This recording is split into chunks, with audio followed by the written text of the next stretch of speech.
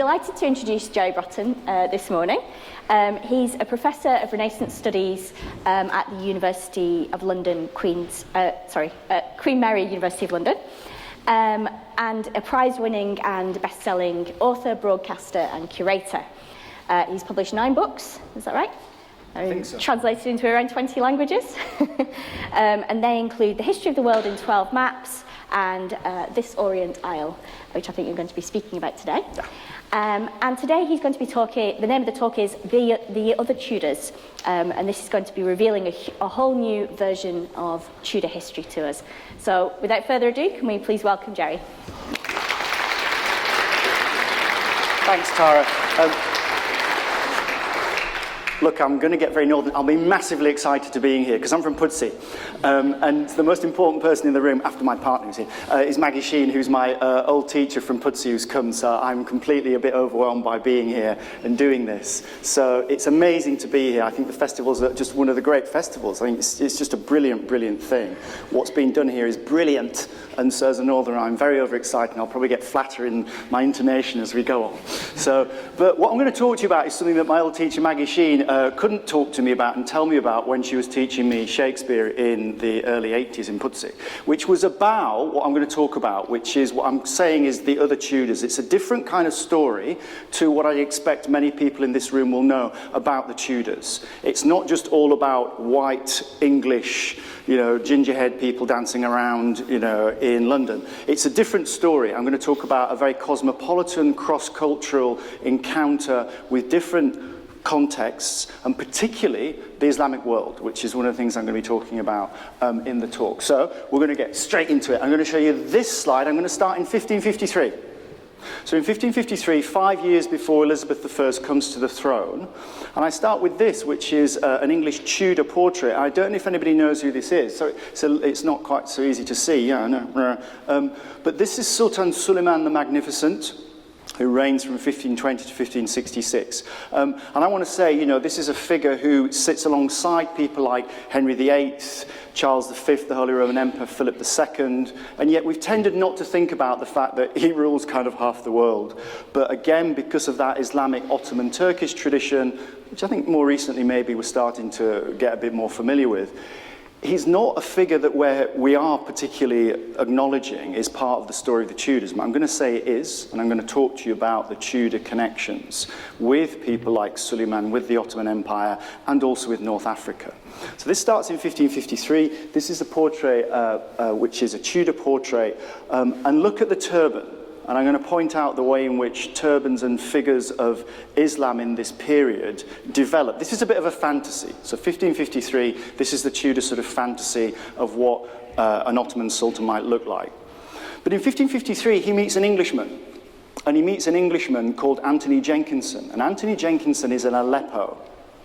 And, I used to, when I gave this talk, thinking about the civil war in Syria and talking about Aleppo and the resonance and the power of that place. And I'm probably going to end up talking about Othello, talking about Palestine. So the power of these locations, and of course we all know what's happened both to Aleppo and Palestine in recent years.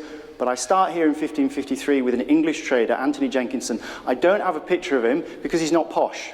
So there is this interesting story about the merchants who are part of this story being in North Africa and the Middle East from England, whose portraits we don't have because they're not aristocrats.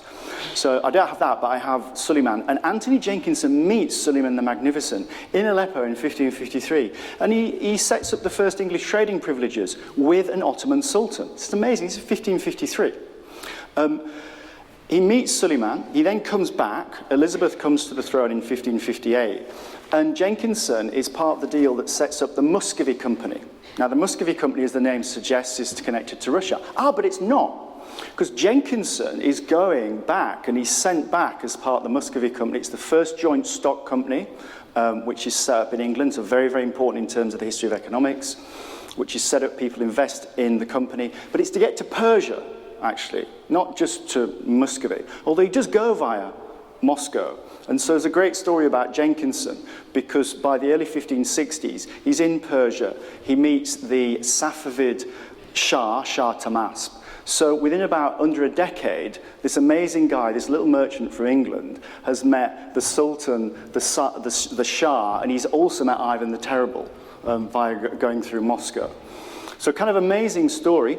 He understands at this point, Jenkinson's letters we still have, he talks about the distinction between Sunni and Shia beliefs in the 1560s. This is an English Tudor guy talking about Sunni and Shia. How many of us in this room know those distinctions between Sunni and Shia? So when we talk about engaging with the issues in the Middle East, and actually in the 1550s and 1560s, people like Jenkinson were working out those distinctions as well. But it's not all sort of great and about neoliberal trade and exchange, because also Jenkinson then buys people. So one of the stories is that he comes back from his time in that area of Central Asia, which is a predominantly Muslim area, and he returns with this woman who is named Aura Sultana. Well, it's a portrait, I think it's her, again. Part of the work that's going on here is that we're starting to recover these images that mainly sort of white male art historians have said, oh, this is Lady So-and-so. And you go, actually, look, she's wearing a Persian dress. Now, I don't think she is at all. And she's probably the slave woman that we have records of Anthony Jenkinson bringing back from Astrakhan in the early 1560s, who he calls his wench, Aura Sultana.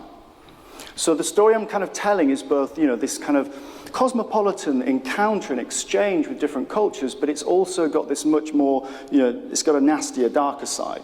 And it is this story of enslavement. Can talk a bit about that in terms of what happens with West Africa as well, and the tradition of slavery that develops at this point. But at this moment, Aura Sultana is just this extraordinary figure who turns up. She's briefly in the archives and then she disappears. Jenkinson brings her back. She ends up at the court of Elizabeth I. The story is she introduces Elizabeth to leather shoes because she's wearing wooden ones prior to that. And this is the story. She converts. She's the first Muslim woman who we have an account of converting to Anglicanism in 1561. And then she disappears from the record. So part of the story here is these other Tudors. You know, she comes to London. She's clearly she's enslaved, but she works within Elizabeth's court. And then she disappears. And we're going to find more stories about figures like her, I think, as we go. And as the history develops. But the story now I want to tell sort of moves it on a little bit, which is then what happens when you have Elizabeth on the throne, a new Protestant ruler, who's head of a kind of rogue state, right? Because primarily Catholic Europe is appalled by her accession in 1558. And Protestantism is seen as a kind of heresy. And this is really important, being in such a space, as they're thinking about the religious dimensions of this period. Protestantism is considered by Catholicism to be a heresy. That's the phrase they use. They see it as a heretical belief. They also believe that Islam is a heretical belief because they don't understand the theology of Islam, so they just think it's really a sort of bizarre mishmash version of Catholicism and Judaism. Therefore, they call it heretical. Elizabeth, being the wily figure that she is, goes, great, okay, well, I can make an alliance with the other heresy in Europe, which is Islam. And that's the story I'm going to tell in the rest of the story. But I just want to give you an example here, of a point. This is a woodcut, a Catholic attack on Luther, with all the different many heads of Luther. And if you can see, counting from left up 3, there is Luther wearing a turban. So the idea is, here is a Protestant who's basically heretical, rather like Muslims. Nobody gets it. This period doesn't understand what Islam is. And I remember when I was first talking about writing the book, and I wanted to call the book, I wanted to call it Shakespeare and Islam. And that was kind of a controversial thing to do because the English language, the words Islam and Muslim don't enter the language until the 16-teens, 1620s. But that does not mean, of course, that there are all these synonyms or attempts by the Tudors to understand what we understand as Islam. So we'll come to those terms in a bit.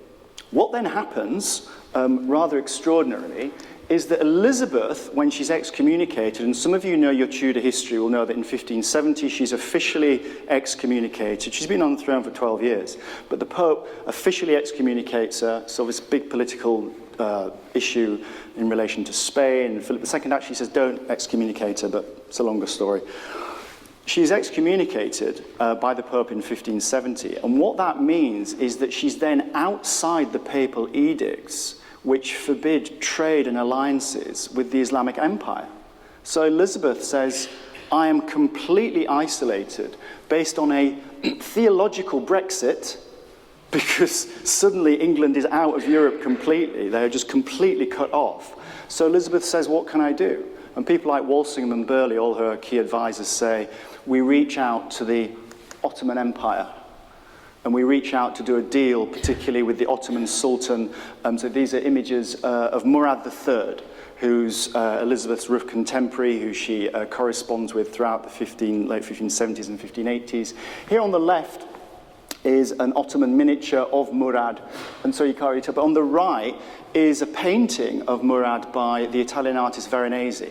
So it's an interesting just to look at those traditions. And again, I want to say these are figures who are part of that European Renaissance and Tudor story, because you've even got Veronese painting him on this side here. And here's the image that would come out of the Ottoman tradition.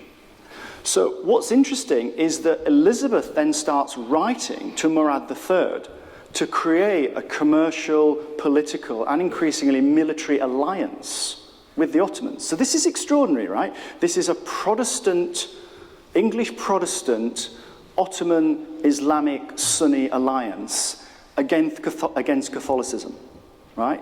Their common enemy is particularly Spanish and papal Catholicism. England's at war with Catholic Europe, so are the Ottomans, particularly in the Mediterranean. So it's a perfect alliance.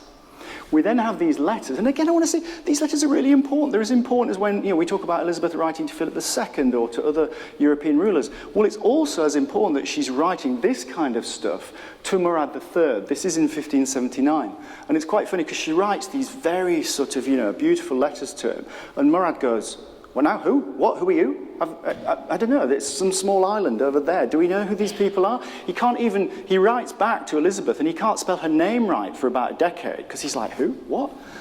We're looking at this through the wrong end of the telescope, right? The Ottomans, the Spanish, China, India, those are the big superpowers. The Tudors, tiny little dot, in the top left of the map, right? Tiny, not of any significance. But Elizabeth is really interesting. She writes, and we could spend more time on this, I'm just going to zip through this quite quickly. The very interesting way in which she writes to Murad, and the way in which she's sort of bigging herself up, but also making a really interesting religious alliance, saying, we are people of the book. We don't believe in idolatry like the Catholics. It's kind of fascinating what she does, and also making it up. So saying, she says, I'm the most, Elizabeth by the grace of the Almighty God, the only creator of heaven and earth, of England, France, not so much, Ireland, no, tricky. The most invincible and mighty defender of the Christian faith against all kinds of idolatries. And you can see here that she's pressing those buttons of the Sunni Shia belief, going, yep, okay, we're on with that, and all that live among the Christians and falsely profess the name of Christ. We don't believe in that false form of worship. Can you see she's really interestingly stepping around the issue of the Trinity? So, of course, Islam goes, Christianity believes in 3 different versions of God. That's really weird. We just believe in there is just one God. Of course, they believe in Christ in terms of his role, but not as the Son of God. So she stepped really carefully around that, okay? And that suggests to me that it's telling you that there's an awareness and an understanding of some form of Islamic theology, because she's trying to build that alliance, saying, we are people of the book, we believe in Christ, we'll sort of step around quite what we believe his role is, but that's okay. So this is amazing, and she talks about him as Sultan Murad Chan, Murad III, the most mighty ruler of the Kingdom of Turkey, greetings and many happy and fortunate years. It's kind of extraordinary, because then this is going on, and I'm trying to build an exhibition around this and looking at the way in which the portraiture, and so you can't really probably see this closely enough, but this is a portrait from Elizabeth around this time. And talking to costume historians, what we're seeing is that she's wearing Ottoman-style dress. And I could show you Henry VIII's images where he's basically wearing hand-me-down Ottoman outfits. And again, it's the Tudors trying to catch up with the Ottomans, obviously not vice versa. So at this point, the way in which even the dress, and I want to say that so much of the culture of the period changes and morphs because of these alliances and these connections. Murad writes back, and these are letters from the Public Records Office on the right, in these beautiful letters with the Ottoman Tukhra at the top, same image of Murad on the left. But there are dozens of these letters. They exchange letters, they write to each other about politics, about trade. It's a very cordial correspondence. Murad says, great, if you want to deal with me, I'm one of the biggest rulers in the world, I'm happy to assimilate and incorporate you. And what then happens is Elizabeth sends a merchant from Norfolk, a guy called William Harborne. And somebody, where's the lovely lady we were talking about her earlier from Harborne? Where's she gone? Anyway, she's somewhere around. There you are, hello. So William Harborne, again, who we know, we have the gravestone, but we don't have a portrait of him.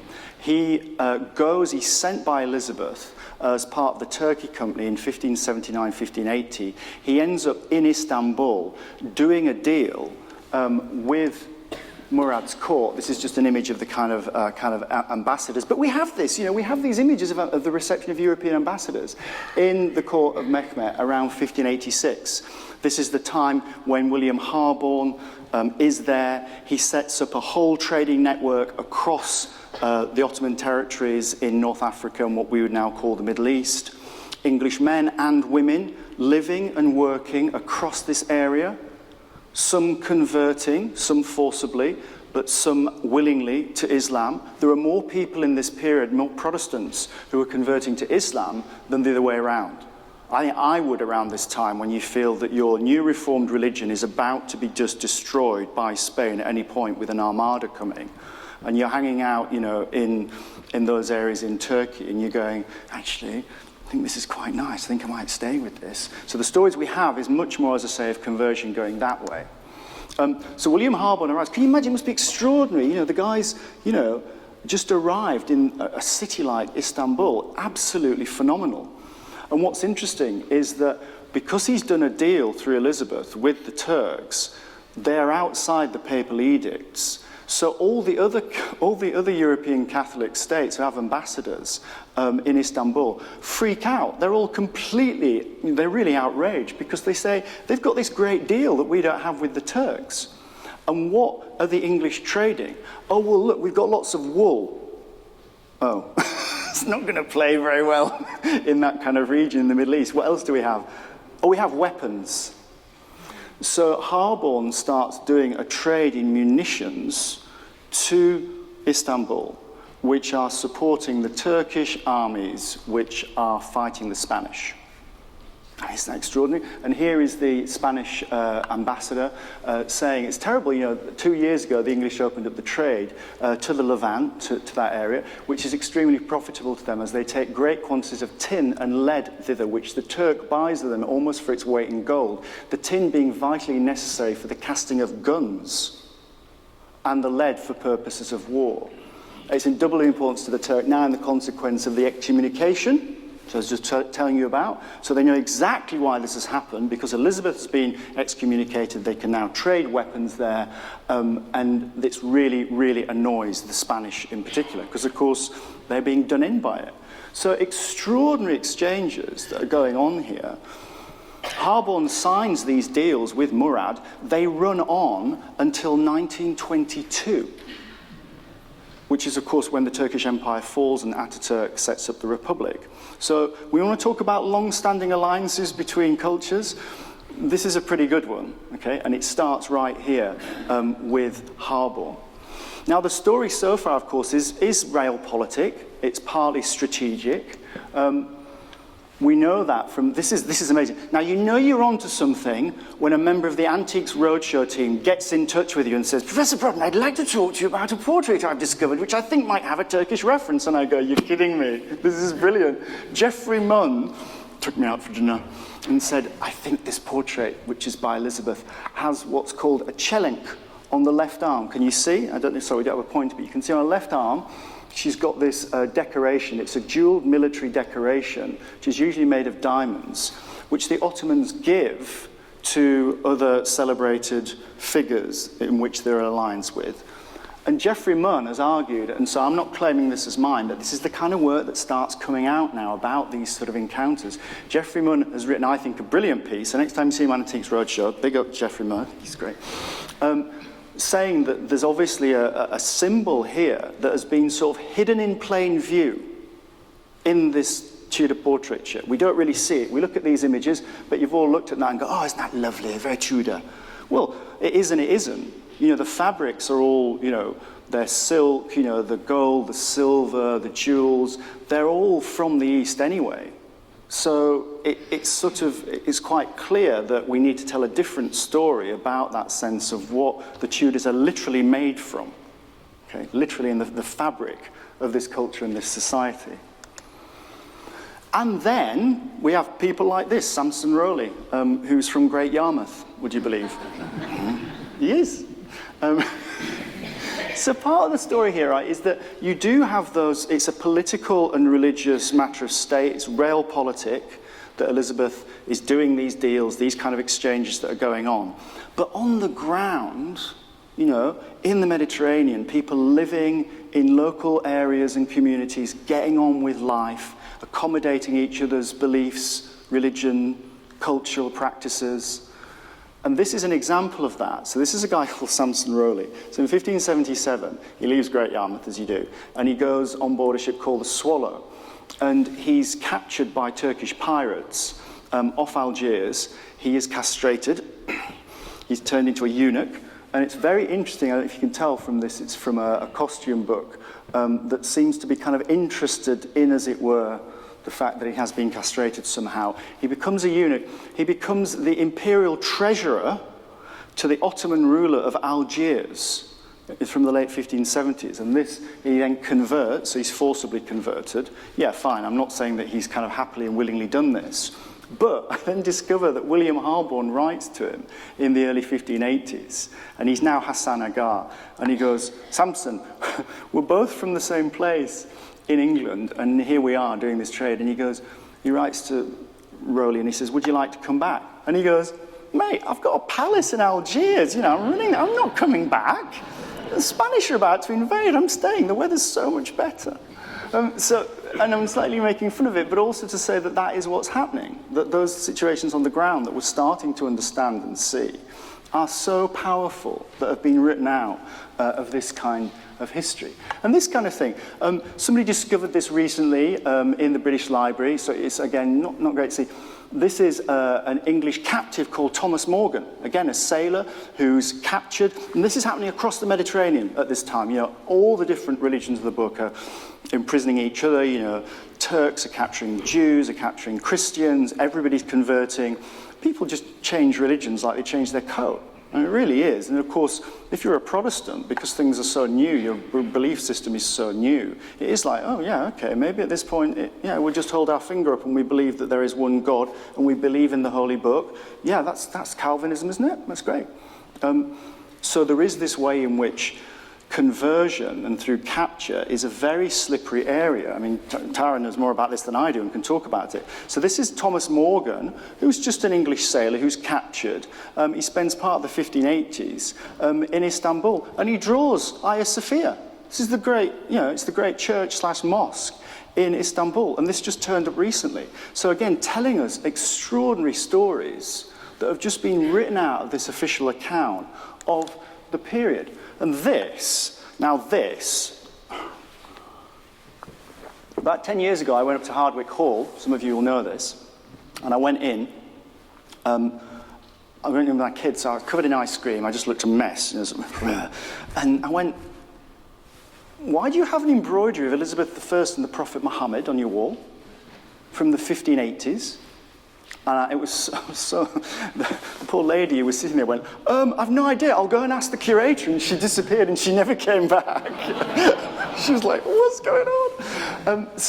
But this is amazing. So this is Alithea Talbot and her women embroidering from Cope's and Vestments. They were recycling, I think this is amazing. They're recycling, religious bits of material and turning it into images of mosques. This on the top right is the first depiction that we have of a mosque in England. This is from the 1580s in Derbyshire. What? And this is, we believe, Elizabeth, Fide, so it's about faith. And you see, bottom right, there's some dispute whether this is Murad. And of course, maybe now you're psyched into sort of noticing this and you're thinking about the depiction of these figures. I think it is the Prophet Muhammad. He has a book that he's leaning against. It's called the Al-Quran. So this is one of the first depictions of the Quran in England. And as I say, this is in Derbyshire in 1580. So this gives you a sense of the way in which the culture, the everyday culture, is changing. I always like to say this, the language is changing because of this kind of trade and exchange that's going on. So in this period, and you can check it in the OED, I did it, words that appear: sugar, candy, crimson, turquoise, indigo, tulip, turban, zero. They all first appear in the English language right at this period, their first usages. And it's because of this trade and exchange. This is clearly what's going on, okay? I've talked to you a lot about the relations with the Ottoman Empire, but we could also talk about Barbary and with North Africa, and we're moving, somebody was asking me about Shakespeare, we're going to get in a minute, to talking about how this affects the drama of the period. So I'm talking to you about how every single elite figure in the Elizabethan world that we all know from watching the Netflix series, they all have connections to North Africa, to the Ottoman Empire, to Persia. Persia's going to come back in a minute. And then, of course, that seeds and connects to the terrible ethnic cleansing that the Tudors are performing in Ireland, which is then also the seedbed for what happens in the Americas. So the establishment of the Virginia colonies really from the 1580s onwards. But I'd like to put the more iconic image. This is Robert Dudley, first Earl of Leicester. He was rumoured to be Elizabeth's lover. But again, the interesting connection here is that he goes, hey, everybody's making some money from all these relationships with the Ottoman world and the Islamic world. I think I'd like to have a piece of this. He then gets involved in the North African, kind of modern-day Moroccan Barbary company. So he funds and sets up the Barbary Company, which is established in 1585. And it's a bit of a backflip. So what's fascinating about that is Morocco becomes the other point of an alliance between Elizabeth, and it's the same deal as with the Ottomans. But it's interesting because the Barbary states are actually conflicted in their relationship with the Ottoman rulers anyway. So the Ottomans are moving into North Africa, so the Barbary states are kind of having a bit of a problem with that. So again, they're making strategic alliances. Elizabeth knows that too. So Ahmad al-Mansur, who's the ruler of Morocco in the later 16th century, becomes another one of her great allies. And in 1578, there's this great battle, which is in Morocco, called the battle, we know it as the Battle of Alcazar, also known as the Battle of Alcazar al-Kabir. Amazing battle where there's two rival claimants to the Moroccan throne, and the Portuguese king, Sebastian, up here on top left, and a bunch of wild English mercenaries, including this guy, bottom right, Thomas Stukely, who all die in this battle in 1578. Everybody's killed. And as a result, the Spanish, King Philip II, goes, I think I'll have Portugal now, thank you very much. And because of that, that's what really leads, I think, to the Armada, because you've got this concentration of Catholic power in Iberia, so Spain now rules Portugal as well, and it's a sort of fallout from what we call the forgotten frontier of North Africa. This was one of the key sites in this period for what was going on. 12,000 Christian soldiers are killed. It's a kind of extraordinary moment. And this all affects the drama. Imagine this. The story I've been telling has been going on for now 30, 40 years. The establishment of the commercial theatre in London, inevitably, as theatre always does, is always fascinated to pick up on what's going on, obviously, politically, and understands this. So this is a play that many of you, some of you may have heard of, very sort of quite important but obscure play, The Battle of Alcazar, by a guy called Robert Peel, which is 1591, which really is just reportage on the story that I've just been telling you about. So it kicks off this massive fascination in the drama of the period about the stories I've been telling you. So, nice fact, between 1579 and 1624, there are no less than 62 plays with Islamic characters, themes, or settings. And some of you now, if you know some of the material from this period, Marlowe's Tamburlaine, it's all about exactly what we've been talking about. Peel's Battle of Alcazar, Kidd's Spanish Tragedy, Dekker, Day, Greville, everybody writes a Turk play. The only person who doesn't is Shakespeare, because he goes, everybody's writing Turk plays, I've got to do something different. But throughout the 1590s, it's like a craze. Everybody is responding, and not in a propagandistic way, because what drama, of course, is interested in is conflict and sort of working out what's going on here. Are we in alliance with the Moroccans, with the Turks? Theologically, are we close to them? Are we not? Are they going to destroy us? Are they going to save us? That's what they're interested in. That drives the drama. And it's just an absolute moment in the 1590s. Shakespeare, Titus Andronicus, one of his early plays, who's one of the earliest depictions of a Moor on the far right. This is a drawing that we have from Longleat House, which shows Aaron the Moor. That's from 1594. Merchant of Venice. We often think of it in terms of depictions of anti-Semitism, but one of Portia's suitors is the Prince of Morocco. And you'll remember Portia dismisses him, says, everybody's complexion can, push off. They're all tied to the visits of Moroccan ambassadors to England in this period. The English are fighting wars against the Spanish. They're trying to take Cadiz in 1589, and they're supported by the Moroccan Navy. Right? And again, this is stories that we're not told about. Yeah? So this kind of alliance is not just with the Ottomans, it's not just with North Africa. Shakespeare mentions the Prophet Muhammad, by the way. You will all know that because you've all read Henry VI, Part 1. Because, of course, it's just a play that often has dropped out, but actually in Henry VI, Part 1, we can come back, because I know I've got to finish. We can come back to this, but he talks about, was Muhammad inspired with a dove? This is a sort of nasty Christian apocryphal story that the Prophet Muhammad would put grain behind his ear so that the dove would come down and give him divine messages that he would then tell to the faithful. So it's a nasty medieval apocryphal story, but Shakespeare is aware and is referencing the Prophet Muhammad in the early 1590s. Then we go back to Persia. I mean, I can just go on and on and on. But then, of course, by this time, as ever, the aristocrats have now been like, hello, we need to get a part of this. So this is the disgusting, disgraceful Anthony Shirley. Anthony Shirley is a right piece of work. He's a con man, basically. He's a Catholic recusant. He leaves England in 1599. He travels to Persia, where he ingratiates himself with Shah Abbas, ruling Safavid Iran. He goes with his brother. So this is Robert Shirley. This is the sort of Hello magazine of what I did when I was in Persia. This is Shirley being painted by Van Dyck later in 1622 in this kind of amazing Oriental fantasia. But they go to Persia. They end up coming back to Europe as ambassadors for the Persian Shah to support an anti-Ottoman alliance. This is wild, right? This is just not what we're told about in the history books about Elizabethan England. Yeah?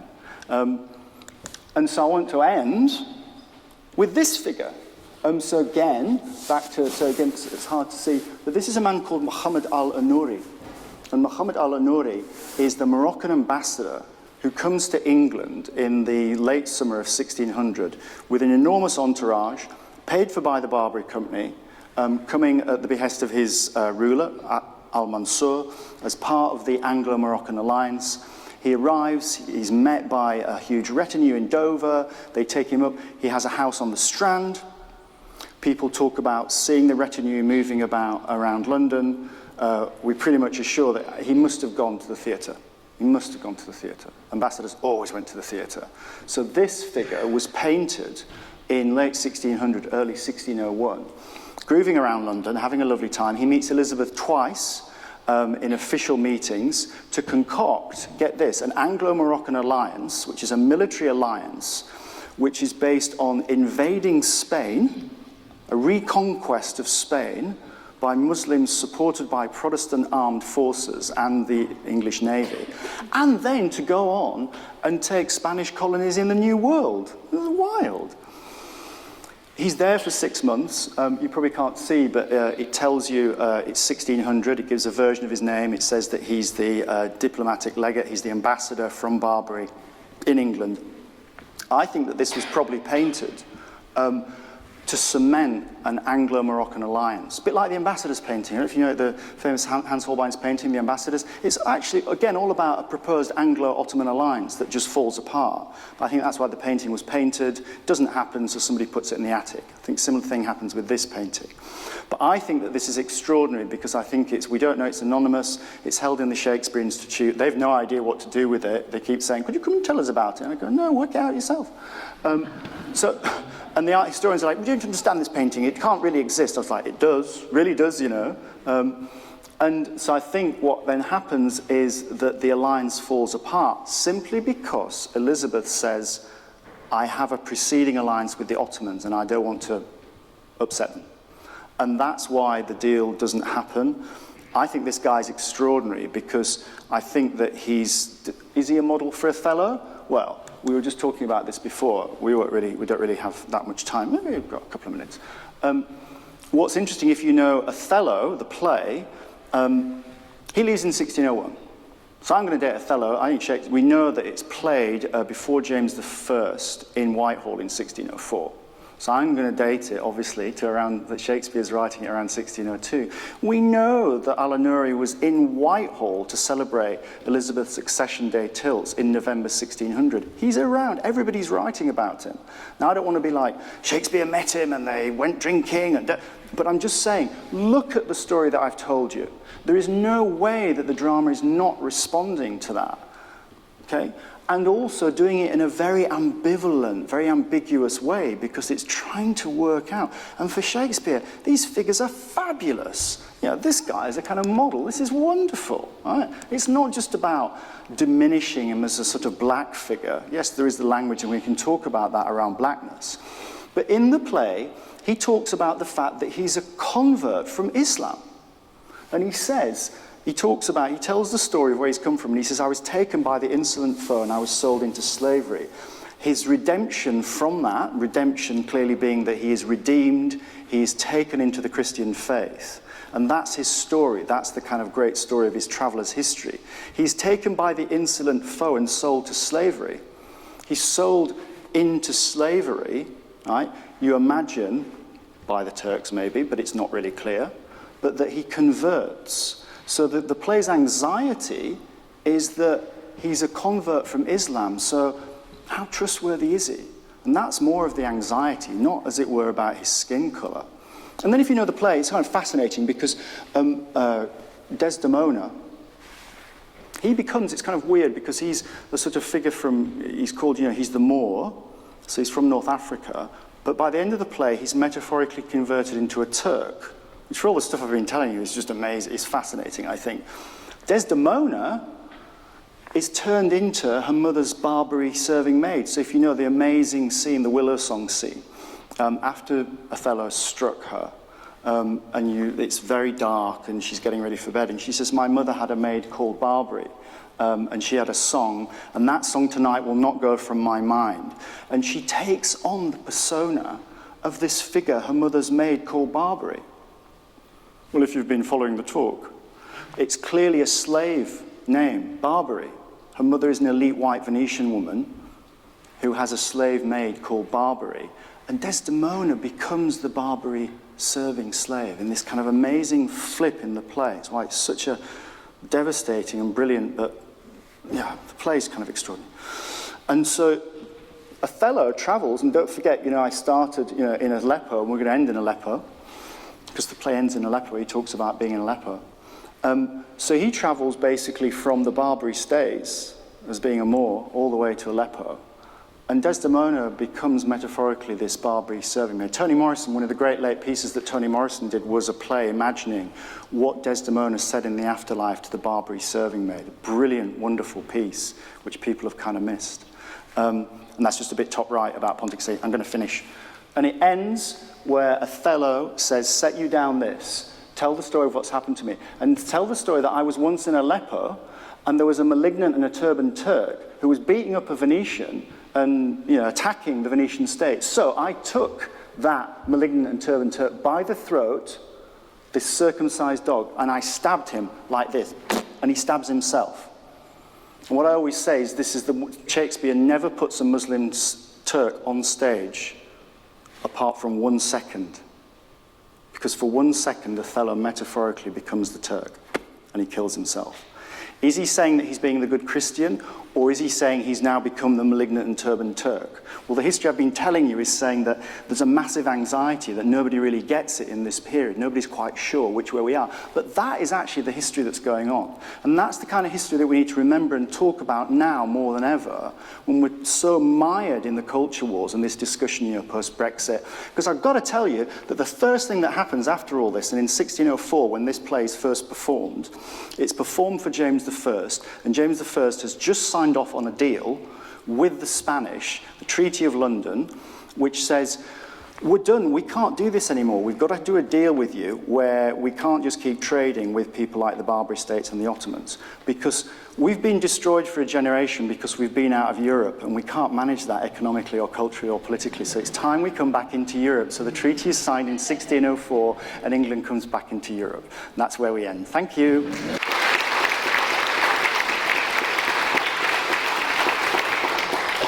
Thank you so much, Jerry. That was fantastic.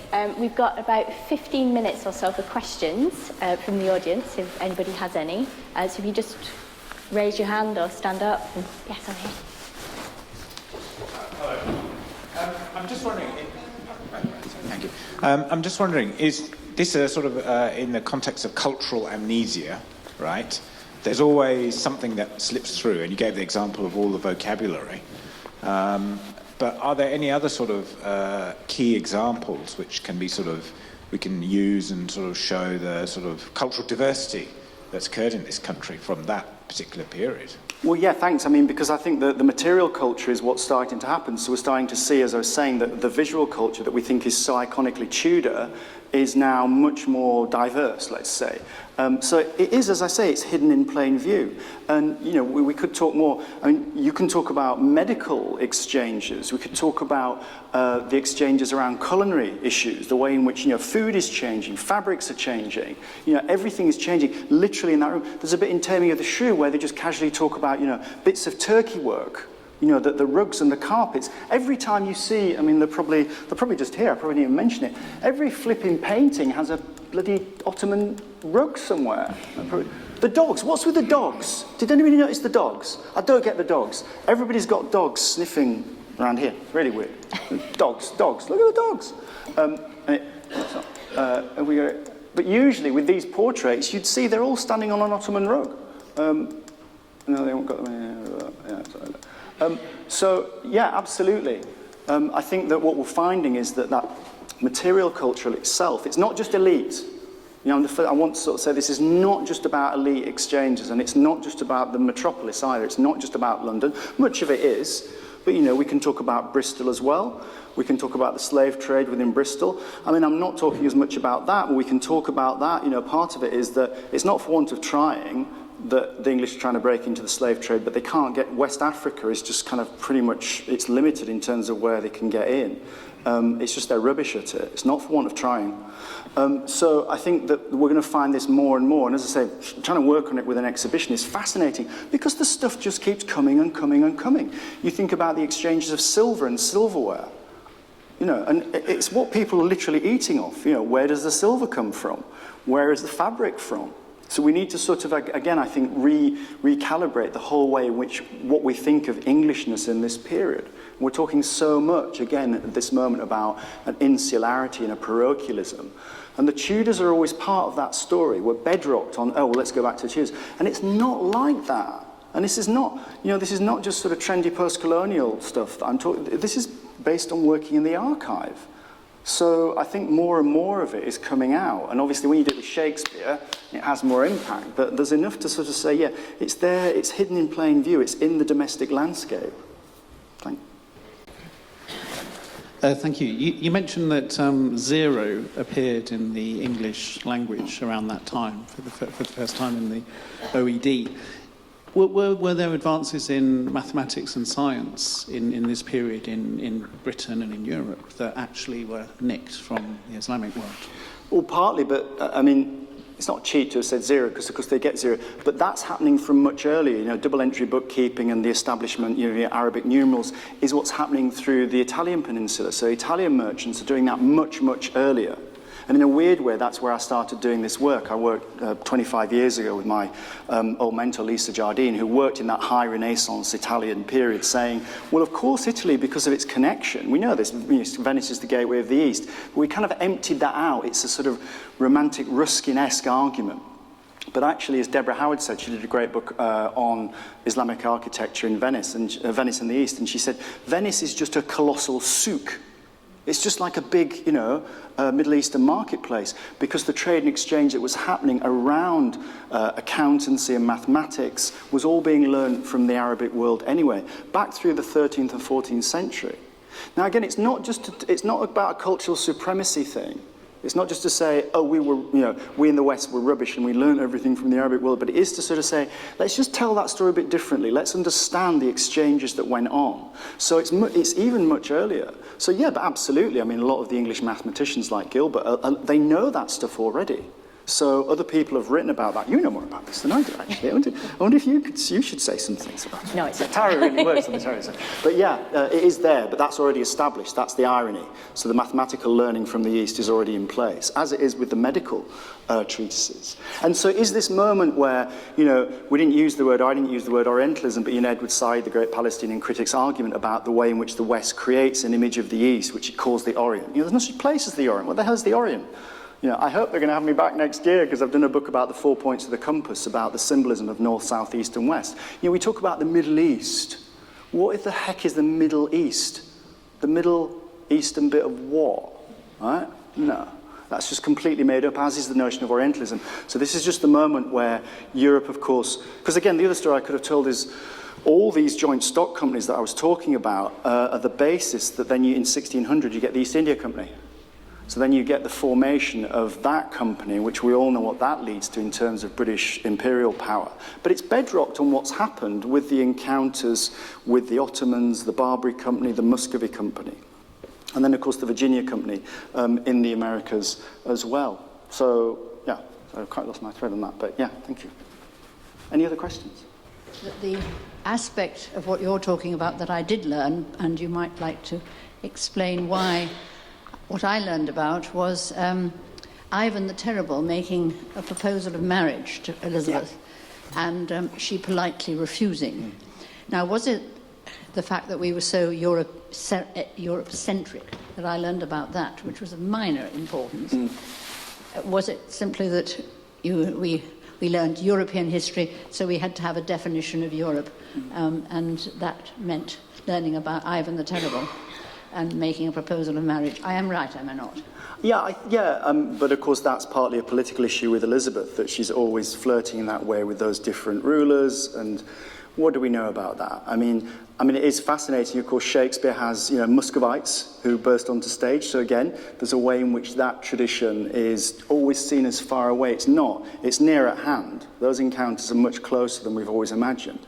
But yeah, I think part of it is it's connected, isn't it, to a sort of 19th century, particularly British imperial notion of how you look back at this period and you say, that's when England became great, okay? And so you literally whitewash all those other encounters out of the way. And particularly in that period, because, of course, the way in which Russia and the Ottomans are seen in that late 19th and early 20th century moment is, of course, as the sick man of Europe. Yeah, that's the kind of very much the political ideology.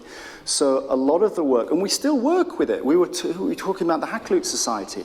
A lot of the scholarship that we still use, if we're looking at Anthony Jenkinson's letters, Harborne's a bit different, but they're all from the Hakluyt Society, which were basically run by a bunch of, swivel-eyed British imperial loonies from the late 19th century who were editing all this stuff. So of course they were deliberately excising stuff and this kind of material and not wanting to tell the story of actually just a much more complex issue. And, we know this is what's going on, as we go through the election.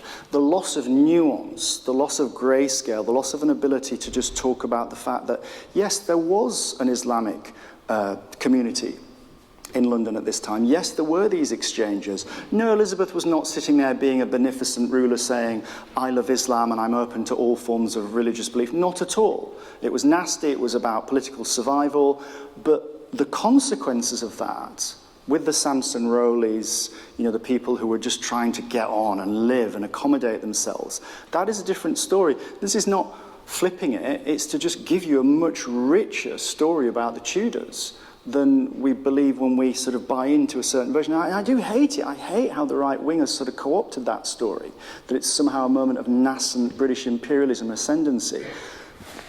It begins to emerge in this period, and, you know, by the 1620s, you've got chairs in Oriental languages at Cambridge and Oxford, and there's starting to be that ethnography of, you know, itemizing other cultures, other people. But at this point, it's a wholly different story, and a fascinating one. Oh, I remember you. I was going to ask, you were talking about things that came into Britain in terms of material culture that influenced the British. Was there anything other than munitions that went the other way that we produced that they got very excited about? No. Some nice cloth. But, you know, again, this was the problem, because it is interesting with the woolen industry in this period, because you know, it is a theological Brexit. So the wool market just collapses because it's all going through ports like Antwerp, and it's just closed off to England from the 1550s. So they have to work it out a different way. So there is an attempt to change. And that's the other thing, that great question about, you know, what's happening on the ground, as it were, within the domestic culture. You know, I'd love somebody to look at the way in which cloth changes in this period. Because, I mean, I make the joke, you know, wool in Persia is not going to sell very well. But there is a version that they try and sort of say, well, how can we now manufacture different versions of cloth that might be more lightweight, which might be more... So there is that. So I think, again, that will lead to more interesting stuff. But no, the fact is, you know, it's this story that other scholars have been talking about, that we don't have much. So it is about the way in which you encounter it. It's about, well, you've got bullets, and so you go out there, and it's a very aggressive way of dealing with that form of exchange. And you're playing catch-up. And so, no, not really. You know, the Moroccan trade is fascinating, because they try and trade saltpeter both ways, which, again, they discover that Morocco has naturally recurring saltpeter. Well, it's for gunpowder. And again, so they go, okay, great, well, we can trade that and a bit of cloth. And what do we get back? Well, spices and sugar. And I love it. If there's school kids, I say, do you know the whole story why Elizabeth never smiles? We know, don't we? Because she's got rotten teeth. Well, where's the sugar from? It's Morocco.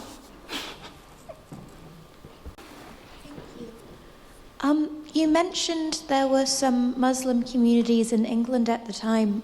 Do we know a lot about what life might have been like for them? And on the reverse, were there any Christian communities in the Ottoman Empire? And how much do we know about what life might have been like for them? Yeah, it's a great question. So I get this will again be what happens with the next sort of round, I think, of research, particularly about the English communities across the Mediterranean and North Africa. So my lovely friend with the William Harborne connection, you know, Harborne sets up consuls across those areas. So, you know, Tripoli, you know, Damascus, all those cities that we hear about, there were English communities there.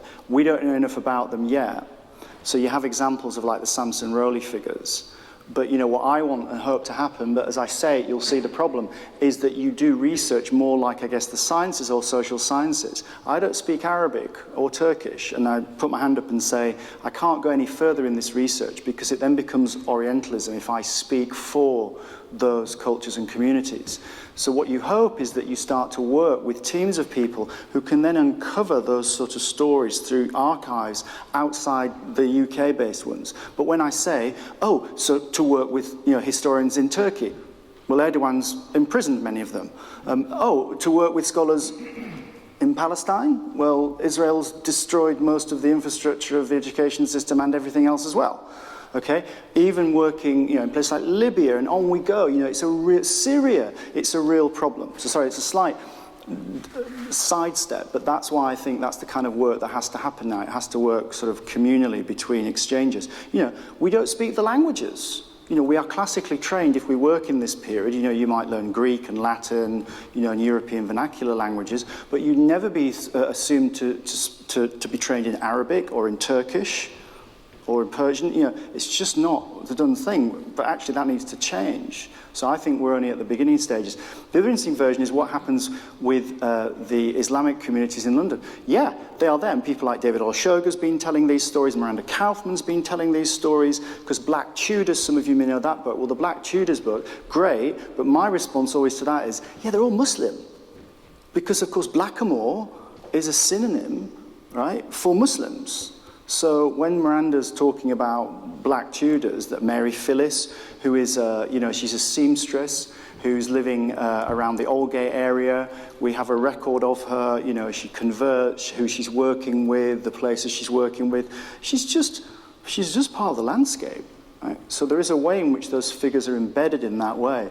I have another great one, a guy called Chinana the Turk. So the stories that we have of conversion that I was telling are all predominantly Protestant to Muslim.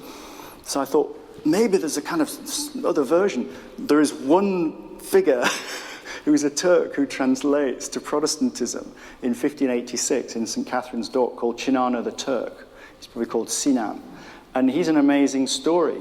So he's a Turkish sailor who is captured by the Spanish in galleys in probably the late 1570s, early 1580s. He's then taken by the Spanish to Cartagena in Colombia. He's then working as a slave there. Francis Drake then goes to Cartagena and he attacks it in 1586. He picks up this bunch of Turks who've been enslaved by the Spanish and says, oh, well, we're mates now because we've got a deal with you. So he takes them back to London. Oh, by the way, going via Virginia and picking up some indigenous Native American chieftains who also come back and are all living on the Strand together. This is mad. So, again, the story that we have about sort of white, parochial Tudor London, and I think more and more of this will come out of the archives. We know this is happening. It's a great book. Imtiaz Habib wrote this book about Black lives in the archives. And, we have hundreds and hundreds of accounts. The Bristol archives are also producing it. And it's about what you look for. And it's also about who's doing it. Forgive me, but, I want to say, look, this happened 40 years ago. People weren't even looking for women in the archive. And then, of course, when you get women who go into the archive, you find them. And, of course, there's a lot of white people who've been looking in the archive. And that just needs to start changing. And that will be the next generation, if the Tories leave us with any next generation to actually work without higher education.